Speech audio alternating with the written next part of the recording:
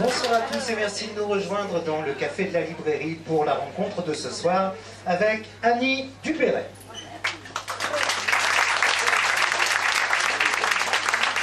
On est ravis de vous recevoir pour cet ouvrage superbe, Les photos d'Annie, un livre paru aux éditions du Seuil. Et c'est un livre d'autant plus important que c'est la première fois pour vous que ces photos que vous avez faites pendant près d'une vingtaine d'années.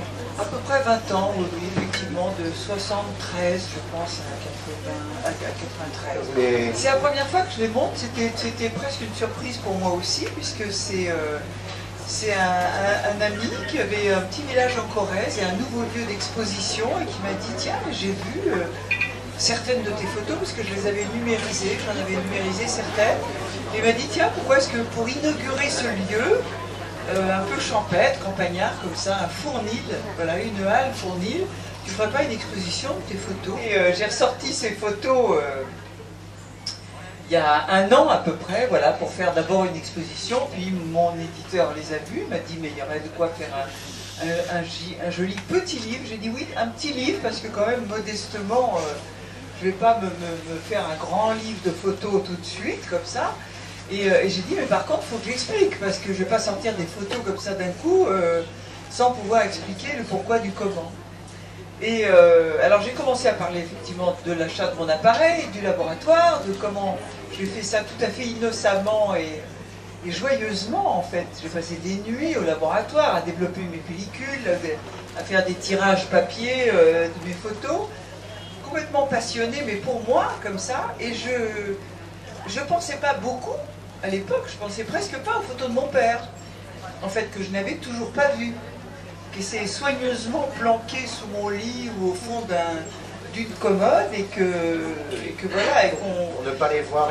Pour ne pas les voir. C'est vrai que mort alors que moi j'avais 9 ans et ma soeur 5 mois, le deuil était tellement impossible que pour pouvoir sortir tout ça, c'était quasiment enterré avec lui, si je dire. Et puis voilà, je raconte dans le livre qu'un jour, il y a l'agrandisseur que j'avais, presque du jour au lendemain, s'est mis à me faire une facétie technique. C'est-à-dire qu'entre chaque tirage, je faisais beaucoup d'acteurs, hein, des photos d'acteurs à l'époque, pas celles que j'ai mises dans le livre, mais des photos pour des books d'acteurs. À l'époque, il n'y avait pas de vidéo, il n'y avait pas de casting, il n'y avait pas. Le seul moyen pour les acteurs de se faire connaître, c'était de distribuer des photos aux metteurs en scène, alors un peu souriantes, un peu romantiques, un peu machin, un peu plus grave, pour ouvrir l'imagination des gens. Et je faisais beaucoup de photos à mes copains, parce qu'ils avaient découvert que, et d'une, je ne faisais pas de trop mauvaises photos, et que de deux, j'étais gratuite. Donc je leur faisais des photos, et il m'arrivait effectivement de développer, pour qu'ils puissent les distribuer, 15 tirages de la même photo, au même format.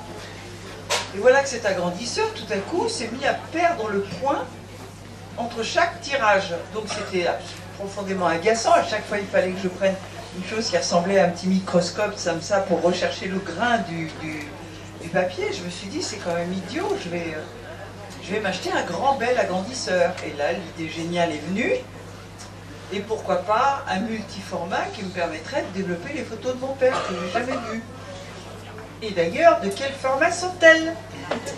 C'est là qu'on sort les cartons, qu'on ouvre le tiroir et qu'on vient met dans la boîte de Pandore. Très bien rangé. Voilà, très bien. Ah oui, oui, très comme tous les photographes. Mais donc voilà, j'ai ouvert. Alors le chapitre que j'ai écrit là-dessus, je l'ai intitulé du possible pouvoir des esprits sur un objet. Parce que je me suis dit quand même que cet avarie technique était arrivé tellement vite que on peut rêver, on peut se dire que effectivement, comme il paraît que les esprits, s'il y en a, ont des pouvoirs sur la matière. Allez donc savoir s'ils n'ont pas provoqué une petite avarie technique. En tout cas, en se disant il est temps qu'elle mette le nez dedans. En tout cas, Annie Dupéret, ce qui est certain, c'est que l'image, la photographie, c'est véritablement une tradition familiale. Oui, c'est ça, oui, oui. Alors au début, je parlais juste de comment j'avais fait des photos et comme ça, et puis après, je me suis dit, mais ça y est, mon Dieu, c'est encore un peu une biographie sous l'angle de la pellicule, de cet héritage de pellicule, puisque mon grand-père était projectionniste de cinéma. Ma tante m'a confié plus tard que ma mère avait posé nue pour mon père et que c'était pour ça que j'étais sur Terre. Donc il étudie, elle m'avait dit, il a demandé à ta mère de poser nue pour étudier la lumière sur un corps. Il n'a pas fait étudier la lumière. Puisque me voilà. Donc quelque part, c'est vous dire l'importance que la photo a dans mon existence, parce que sinon je ne serais pas là. Donc ma mère aussi était photographe, plutôt au laboratoire, elle. Dans le voile noir d'ailleurs, il y a de très belles photos de mon père et de moi qui sont de ma mère, voilà aussi. Mais puis voilà, donc c'est une chose familiale. Et cinéma et photographie, là encore, il y a des parallèles formidables. Oui. Ça reste de l'image, ça reste de l'image. Oui, ça reste de l'image, c'est pas pareil, c'est pas pareil. L'image animée, c'est pas du tout la même chose que le cadrage et la recherche, mais surtout du noir et blanc, quoi. Alors c'est vrai que le noir et blanc, je l'aime particulièrement. J'ai arrêté d'en faire quand j'ai découvert les photos de mon père, parce que le noir et blanc, à ce moment-là, et la photo, ayant découvert, d'une certaine manière, j'avais perdu mon innocence. Je faisais de la photo en toute innocence, et tout à coup, moi qui n'avais aucun souvenir d'enfance, après la catastrophe de la mort des parents, tout était effacé. J'avais devant moi la preuve que ça avait existé. Donc la photo, si vous voulez, dans le sens où elle fixe ce qui va mourir, et qu'on regardera un jour, alors qu'on ne sera plus là, ou qu'il y aurait eu un drame et tout ça, le côté dramatique, disons, du fait, même de faire une photo, m'a tout à coup paralysé. Par contre, j'ai continué à faire des photos, mais en couleur cette fois, de mes enfants. Je me suis forcée, ayant constaté qu'effectivement il y avait cette portée dramatique de la photo en photographie, ce qui ne sera plus. Voilà. Et je me suis au début forcée, puis après le plaisir est revenu de photographier l'enfance de mes enfants pour leur laisser une trace. Voilà. Pour leur laisser une preuve et un témoignage de leur enfance heureuse. Annie Dupéret, est-ce que c'est un hasard qu'à la même époque que vous commencez la photographie, vous revenez au théâtre, notamment dans la compagnie Jean-Louis Barrault, et que vous écrivez votre premier roman? C'est à peu près dans le même moment. Oui, oui, c'est pas un hasard, c'est pas un hasard. Effectivement, j'avais joué une ou deux pièces pendant que j'étais au conservatoire à 18 ans. Je veux dire que j'ai commencé tout ça très jeune quand même.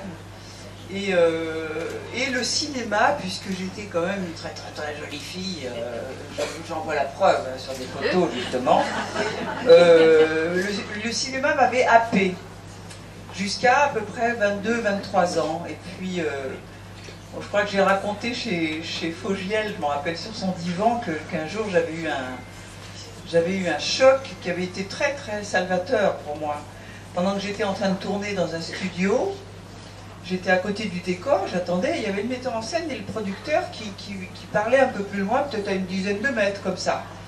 Et il s'exprimait en ces termes, il disait on a quand même de la chance, on a eu de la chance, elle est pas mal, hein, elle est même bien, elle aurait pu être incapable d'aligner 3 mots, mais enfin elle est bien. Et ça, comme ça, regardait dans ma direction, je me suis tournée pour regarder de qui il parlait derrière, il n'y avait personne. Et là, mais ça, je vous jure, mon sang n'a fait qu'un tour, je crois que j'ai compris ce jour-là l'expression de ça, parce que j'ai subi ça et je me suis dit, mais c'est quand même incroyable. J'ai travaillé des classiques, j'ai fait 4 ans de conservatoire, et ces gens-là s'étonnent que je puisse aligner 3 phrases, mais donc ils n'attendent rien de moi, mais rien du tout, quoi, juste d'être jolie, point barre. Alors, et je me suis dit, il faut absolument que je revienne au théâtre, il faut absolument que c'est pas possible, je ne peux pas continuer comme ça, sinon je suis perdue, j'ai pensé je suis perdue. Et donc j'ai hurlé partout que je voulais refaire du théâtre, j'ai rencontré Jean-Louis Barrault, un ange ou je ne sais pas quoi, qui était au-dessus de moi et qui m'a juste suggéré d'aller à une réunion où une soirée où je voulais pas aller, juste il y avait Barrault, que j'ai rencontré, qui m'a fait passer une audition dès le lendemain, enfin bon, encore soi-disant hasard quand j'ai mené ma vie qu'une audition dément, quoi.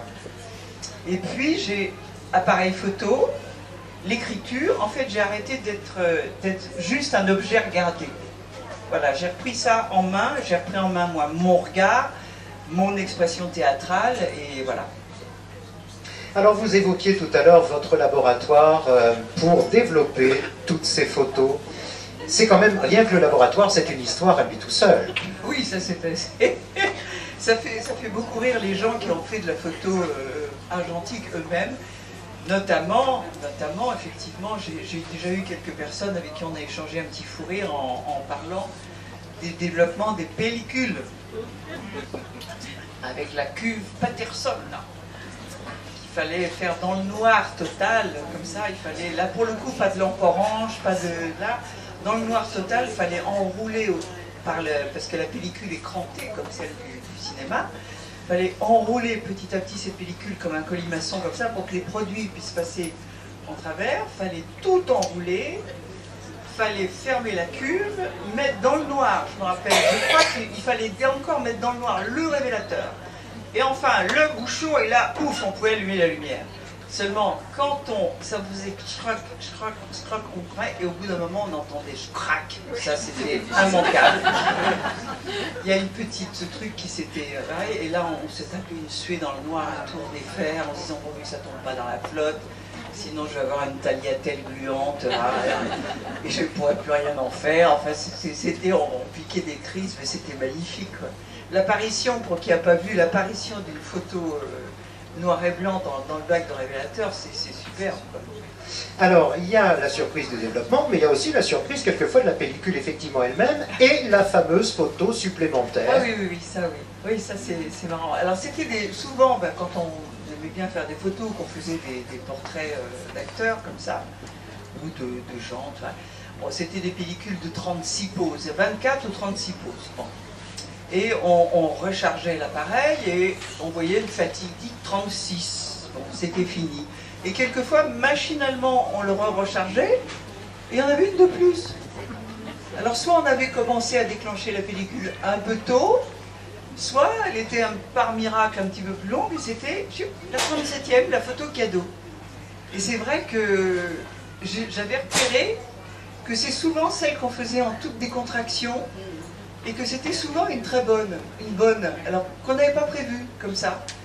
Et notamment, c'était le beau portrait que j'ai fait d'Adjani à 18 ans. C'était la 37e photo d'une pellicule de 36. Alors, il y a effectivement dans cet ouvrage, les photos d'Annie, plusieurs parties. Il y a les photos nature, évidemment. Parlons-en un peu de ces photos nature, parce qu'elles sont importantes. Vous le dites d'ailleurs à cet instant dans ce chapitre, je ne sais pas encore quelle résonance ces photographies peuvent avoir dans le regard d'Autury. C'est là que ça me permet d'ouvrir la parenthèse que maintenant, ben voilà, il y a l'exposition, on en parlait tout à l'heure un peu en venant, il y a cette exposition qui tourne et qui va encore tourner dans les mois qui viennent, et puis la réception de ces photos, je pense qu'elle est formidable. Mais oui, puis les paysages, c'était très... les paysages, peut-être les photos que je préférais faire, c'était... enfin, curieusement, oui et non, puisque après j'ai découvert que mon père aussi avait cette passion comme ça de faire des natures mortes presque, de faire des gros plans de choses, d'un feuillage, vraiment pour le pur plaisir du dégradé de gris, de la lumière à travers une feuille. C'est presque des natures mortes, quoi, en fait. Il y avait ça, et puis les paysages, bon, la brume, effectivement, la brume est toujours photogénique, c'est sûr. Et c'est vrai que quand j'ai, grâce à l'avarie de ce petit appareil, j'ai découvert les photos de mon père, c'est vrai que j'ai été sincèrement ahuri de me dire que pour un certain nombre d'entre elles, j'avais fait quasiment les mêmes que les siennes. Ah oui. Ça, c'est une surprise qui a dû être... Ah oui. Incroyable. Oui. Alors ça, c'est... ou alors, bon, une psychiatre, psychanalyste va suggérer que peut-être, puisque l'odeur, quand j'ai fait le laboratoire pour la première fois, le fixateur des photos, après le révélateur, il fallait les mettre au fixateur pour arrêter le développement. Le fixateur, il y a un produit chimique qui s'appelle l'hyposulfite, qui a une odeur un peu acide, très spéciale. Et la première fois que j'ai versé l'hyposulfite dans le bac de fixateur, j'ai eu un flash, j'ai revu, moi qui n'avais aucun souvenir, le laboratoire de mon père. Dans le grenier où on vivait, dans cette maison d'un quartier pauvre de Rouen, le quartier Martinville, il avait installé, et j'ai revu exactement la disposition de son de gros agrandisseurs qu'il avait construit avec mon grand-père pour développer les plaques en verre. Et puis tout comme ça, un truc en coin. Et j'ai même vu un détail, c'est que la lampe rouge n'était pas rouge comme on le fait maintenant, bien là, elle était barbouillée. Je me souviens de ce détail, la lampe barbouillée, les bacs, voilà, en angle comme ça, j'ai tout vu. Donc, si j'ai eu cette vision-là, c'est que sans doute avant mes 8 ans, j'étais quelquefois dans ce laboratoire et on m'a suggéré peut-être certaines de ces images m'ont frappé. Mais enfin, je ne devais pas y être tous les jours quand même, je ne sais pas. Ou alors, ou inconscient, ou recherche inconsciente comme ça, ou parenté de regard. C'est possible aussi qu'il y ait comme ça une filiation dans une sensibilité. Et puis vous livrez les portraits, et là encore, comme pour les photos de nature, il y a de superbes portraits. Ah ça, les portraits, oui, j'aimais. D'amis, de personnes très chères qui vous ont entouré, oui. Et également de Tata. Alors, faudrait qu'on en dise un mot quand même de Tata, parce que c'est quelqu'un de très très important pour vous. Ah mais attends, je lui dois tout. C'était la sœur de mon père. J'ai appris longtemps après qu'elle avait fortement insisté pour être ma tutrice, comme on dit, pour que ce soit elle qui m'élève à la mort de mes parents. Et bon, j'explique ça dans le dernier livre, là, Le rêve de ma mère, où je parle de Tata, parce que c'est un personnage incroyable, ma tante. Et c'était une femme sacrifiée. Alors elle rêvait d'être professeure, elle était extrêmement intelligente. Et elle a été sortie de l'école à 11 ans pour servir au bistrot de ma grand-mère, à Yvetot, pour que les frères fassent des études. Voilà, à l'époque c'était ça. Ma grand-mère a été veuve 3 fois, enfin c'est très gai la famille. Elle a été veuve 3 fois, et puis la fille a été sacrifiée. On a fait un jour un interview croisé avec Annie Ernaux que j'aime beaucoup, beaucoup. Parce qu'en fait, Annie, on s'était dit qu'Annie, en fait, elle a eu la chance que ma tante n'a pas eue, c'est d'être fille unique. Voilà, donc elle n'a pas été sacrifiée pour favoriser les frères, donc il n'y avait qu'un enfant, donc elle a fait ce qu'elle a voulu, mais ma tante, non. Et ma tante a gardé cette blessure comme ça jusqu'au bout, et quand elle m'a pris, elle était assez peu câline. Elle avait mieux à faire que de remplacer ma mère, elle ne l'aurait pas supporté, elle a très bien compris ça. Donc pas trop de câlins, mais elle a été à l'affût de tout, de mes dons, de tout ça. J'aimais lire, j'avais tous les bouquins que je voulais, j'aimais dessiner, j'avais tous les pastels, tout ça et tout. J'étais bonne en gymnastique, pouf, j'étais inscrite au cours de danse. C'était la favorite, toutes les cartes en main. Toutes les cartes en main. Et ça, c'était absolument merveilleux. Je voudrais qu'on évoque également un chapitre du livre, la fameuse démolition du Sud Montparnasse. Ah oui. Vous y consacrez des photos. Ça aussi, c'était un quartier important parce que c'est dans ce quartier que vous avez, je vous cite, voulu ancrer votre vie de femme, me refaire des racines, écrit. Oui, oui. Oui, c'est vrai que là, j'ai fait, sans y penser, sans vouloir le faire, j'ai fait un travail de reporter, en fait, là. Et j'ai hésité à le mettre dans le livre, et je me suis dit, si, ça vaut le coup quand même, parce que ça a une signification pour moi. C'est vrai que pour ceux qui connaissent Rouen, ce quartier, ce vieux quartier Martinville où je suis né, qui était, je dois dire, terrible quand même, terrible. Sous-prolétarien, avec des flashs comme ça de ces usines en bois complètement insalubres, enfin c'est des Zola, hein. C'était l'assommoir. Et ce quartier a été rasé. La maison où j'ai séjourné après, avant de venir à Rouen avec ma tante, a été rasée. La maison où étaient ma soeur et ma grand-mère maternelle, après le quartier Martinville, a été rasée. Donc il n'y a aucun endroit pour revenir. Essayez de retrouver des souvenirs. C'est quand même très, très curieux. C'est comme un destin, vraiment. Allez, hop, table rase de tout ça. Et quand je suis arrivée dans le 14e arrondissement, j'avais tout juste acheté mon appareil. Je me balade dans le 14e est séparé par l'avenue du Maine, comme ça, qui va vers la porte d'Orléans. Alors j'étais du côté de la rue Daguerre, où il y a Agnès Varda encore, qui est un quartier charmant, où il y a encore des artisans et tout. De l'autre côté, c'était pareil, seulement. Un jour, je me suis promenée pour connaître un peu les environs. Et d'abord, je suis tombée sur une maison en me disant, mais démolition, mais elle est belle cette maison. Je n'ai pas compris. Et puis j'ai poursuivi dans la rue, j'ai vu qu'il y avait une autre maison encore à démolir, et puis encore une autre. Je me suis dit, mais qu'est-ce que c'est que ça? Et à un coin de rue, j'ai vu voilà, qu'il y avait tout un projet immobilier de destruction derrière la gare Montparnasse de, tenez-vous bien, 10 hectares. C'est-à-dire vraiment tout un quartier de vieilles maisons charmantes, un quartier un peu populaire qui allait être rasé. Ça a duré, vider ce quartier, si on peut dire, de ses habitants, bon gré mal gré, a duré, je crois, une dizaine d'années. Et j'allais régulièrement photographier ce que j'appelais déjà dans ma tête les portraits de condamnés. C'est-à-dire les maisons qui allaient être détruites comme ça. Et je ne savais pas tellement pourquoi je faisais ça, mais ça me faisait mal. Et en plus, j'apprenais qu'il se passait des choses épouvantables, quoi. Il y avait des hommes de main qui œuvraient la nuit pour persuader les gens de partir, le nombre de gens, de vieux qui ont été collés à l'hospice et tout ça. Et puis il y avait des moyens très subtils aussi, qu'on m'a raconté, on m'a dit que la nuit, comme il n'y avait pas de code encore à l'époque dans les portes d'immeubles, et on venait démonter 5 marches. Comme ça les gens ne pouvaient plus monter ni descendre. Alors couper les fils électriques et crever les canalisations, ça c'était assez classique. Il y avait encore plus subtil, on m'a dit un jour, c'est la nuit, de monter sur les toits et de décoller les plaques de zinc. Comme ça, il pleuvait dans les maisons, il fallait bien qu'elles viennent à salut, puisqu'on avait décidé. Donc, c'est un truc qui me touchait beaucoup. Donc, j'ai fait un chapitre là-dessus. Et d'ailleurs, je me suis dit, j'ai découvert en écrivant ce chapitre, parce qu'on découvre en écrivant aussi, que certainement, ça m'avait touché à cause de la démolition de mon quartier à moi, dans lequel je ne pouvais plus revenir. Voilà. Les photographies, les textes, vous venez de l'évoquer, l'écriture des chapitres. L'écriture, revenons-y, arrêtons-nous sur l'écriture qui est, vous le dites vous-même, le fil rouge de votre vie. Oui, c'est sûr, c'est sûr.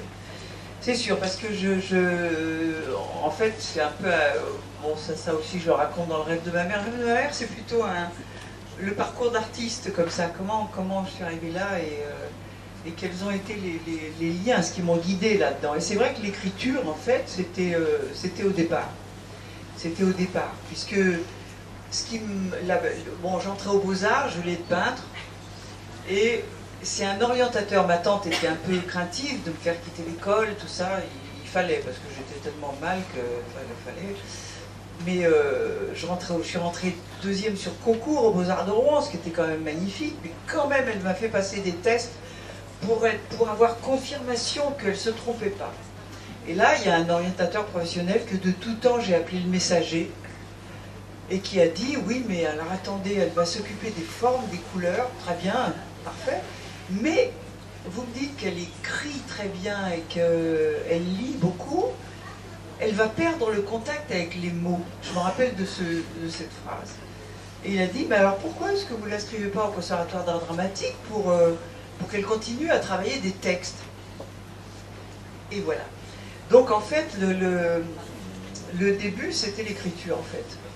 Mais vous savez, je crois que quand on s'est sauvé, entre guillemets, par l'art, quand on a fait une espèce de résilience comme ça par les moyens artistiques, on a souvent des dons, ce qu'on appelle des dons cousins. Il y a beaucoup de musiciens qui sont de très bons peintres, et beaucoup de comédiens qui écrivent très bien aussi. Je veux dire, alors il y a un des moyens d'expression qui prend la vedette. Mais en fait, les autres restent là. On peut continuer à les pratiquer ou pour soi, ou tout à coup, ils reviennent.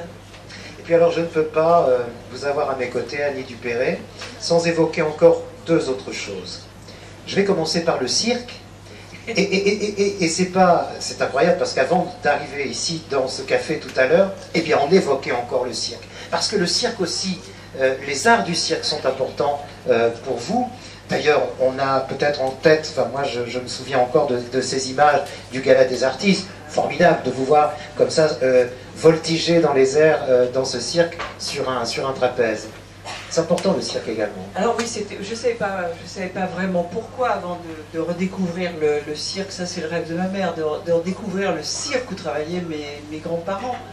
mon grand-père comme projectionniste donc de cinéma, et puis ma mère qui était là, qui virevoltait dans les coulisses, qui était toujours prête à faire un petit remplacement, à faire un petit numéro de danse et tout ça. Puis j'ai retrouvé des photos d'elle, effectivement, qui m'ont frappé en me disant, eh ben, quand elle a été enceinte, effectivement, à l'époque, et dans mon milieu qui était très simple, pas de nounou, pas de crèche, une femme se faisait coller un môme, comme on dit, bon, bah, c'était retour à la maison tout de suite, quoi. Donc, bon, le livre précédent, Le rêve de ma mère, était parti de ça, de l'incroyable différence qu'il y avait de regard entre ma mère avant ma naissance et son regard après. Et c'était vraiment une femme, je ne dis pas qu'elle a été malheureuse, elle m'a aimé, elle a aimé mon père et tout ça. Mais ses rêves personnels ont été brisés. J'ai brisé les ailes de ma mère, écrivez-vous. Oui, oui, oui. Donc ça m'a, en réfléchissant à tous ces hasards qui me sont tombés dessus d'une manière si incroyable, j'ai évoqué la possibilité qu'effectivement, elle aurait pu provoquer tous ces hasards, puisqu'elle n'avait pas pu faire ses rêves, c'était moi, à cause de moi, c'était moi qui étais presque logiquement, naturellement appelée à les réaliser pour elle. Et puis alors la dernière chose que je voulais évoquer, parce que je ne voudrais pas faire trop long cette rencontre et laisser un peu de temps aux signatures, vous l'avez tous compris, je voulais évoquer votre implication dans le milieu associatif.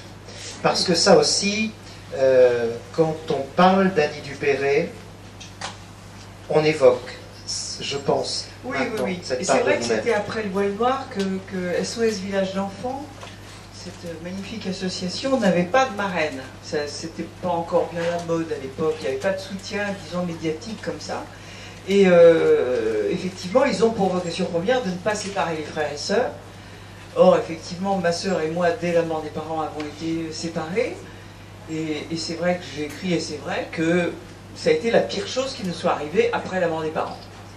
Parce qu'on ne se connaît pas, parce que, bon, du coup, je sais, nous avons expérimenté, ma pauvre sœur qui est décédée, d'ailleurs, maintenant depuis une dizaine d'années, bien que plus jeune que moi, voilà, elle a vécu, elle a eu le cœur à lâcher, et je pense qu'elle a vécu toute sa vie le cœur serré. C'est une fille qui a vécu le cœur serré. Et c'est lui qui est parti. Mais c'est vrai que, alors je ne sais pas ce que ça aurait été si on avait été élevés ensemble, mais ça n'a pas aidé du tout, quoi. Alors je sais très bien ce qui se passe. Quand les parents sont défaillants, maintenant c'est beaucoup moins des orphelins, c'est presque pire. C'est des parents qui sont encore là, mais qui sont défaillants. Donc voilà. Et séparer les frères et sœurs, c'est-à-dire que les grands vont avoir une sourde culpabilité de ne pas pouvoir prendre soin des petits. Les petits vont rêver que le grand il va remplacer un jour le père et la mère. Hein, et alors le grand se dit, moi en tout cas ce que je me disais, bah, c'est mon ami, ça sera mon ami idéal, quoi, ma meilleure amie et tout. Et elle attendait que je remplace ma mère et mon père à la fois. Donc ça prépare des retrouvailles très très difficiles, quasi impossibles. Et on passe toute sa vie comme ça à se chercher, à essayer de faire le point, on n'y arrive pas. Et donc c'est une catastrophe. Donc quand on peut, et c'est à mon avis, SOS Village d'Enfants est la seule association qui fait systématiquement le regroupement des frères et sœurs. Voilà. Et je crois aussi qu'il y a l'association, est-ce que je me trompe, le Rire Médecin? Le Rire Médecin. C'est ça, hein? Bien sûr, il y a le Rire Médecin. Voilà. Oui, oui, oui. Le Rire Médecin, les clowns à l'hôpital. Et ma fille a fait un très beau court-métrage d'ailleurs pour Arte sur deux clowns qu'elle a suivis comme ça. Elle a fait un très beau truc d'ailleurs. En parlant de pellicule, d'ailleurs elle m'a frappé d'ailleurs parce qu'elle avait un interview avant qui était diffusé avant le reportage d'Arte qu'elle avait fait. Et on lui a dit qu'est-ce que vous avez appris, qu'est-ce qui vous a le mieux plu dernièrement? Cadré. Enfin, je me suis dit, décidément. Voilà. Dernière question, Annie Dupéré. Maintenant que ce livre est là, que les photos, tout le monde les voit, maintenant que cette exposition suit son cours et parcourt la France, je sais qu'il y a des expositions prévues dans de nombreux festivals. Est-ce que vous êtes prêt à reprendre l'appareil photo? Prête à reprendre l'appareil photo? Je l'ai fait réviser déjà, c'est déjà pas mal, c'est déjà pas mal. Je l'ai fait réviser parce que vous savez au bout d'un... On ne va pas rentrer par là, par ici, on va sortir. Voilà, de façon à ce qu'on fasse entrée et sortie dans le café. D'accord? Merci, à tout à l'heure. C'est bon. Allez.